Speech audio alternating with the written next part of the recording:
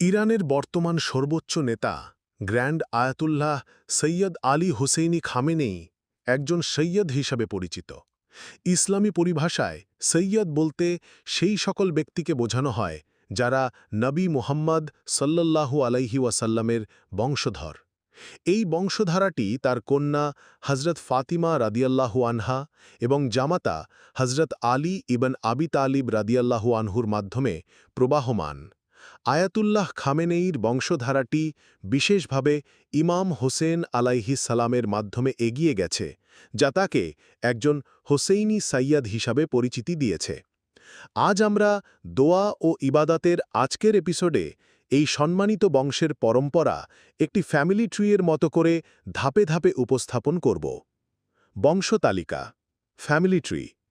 প্রথম প্রজন্ম, বংশের উৎস হজরত আলী ইবন আবি তালিব